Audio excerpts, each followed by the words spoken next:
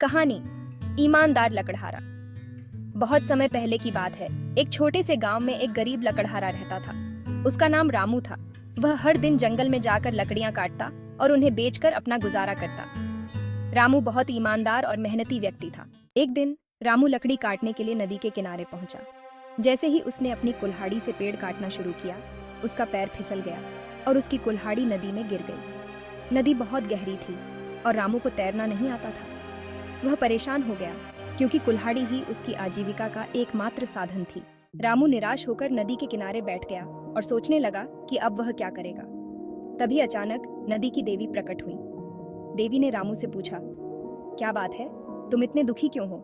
रामू ने नम्रता से जवाब दिया, हे देवी, मेरी कुल्हाड़ी इस नदी में गिर गई है। मैं बहुत गरीब हूँ और मेरे पास दूसरी कुल्हाड़ी नहीं है। मैं बिना कुल्हाड़ी के अपना काम नहीं कर सकता। नदी की देवी रामू की ईमानदारी और कठिन स्थिति से प्रभावित हुई। उन्होंने उसे दिलासा दिया और कहा, चिंता मत करो, मैं तुम्हारी कुल्हाड़ी ढूंढ कर लाती हूँ। देवी नदी में गईं और एक सोने की कुल्हाड़ी लेकर आईं। उन्होंने रामू से पूछा, क्या यह तुम्हारी कुल्हाड़ी है?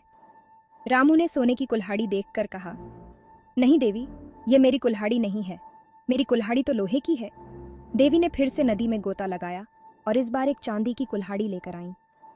उन्होंने रामू से पूछा, क्या यह तुम्हारी कुल्हाड़ी है? रामू ने ईमानदारी से कहा, नहीं देवी, यह भी मेरी कुल्हाड़ी नहीं है। देवी ने एक बार और गोता लगाया और आखिरकार लोहे की कुल्हाड़ी लेकर आईं। उन्होंने पूछा, क्या यह तुम्हारी कुल्हाड़ी है?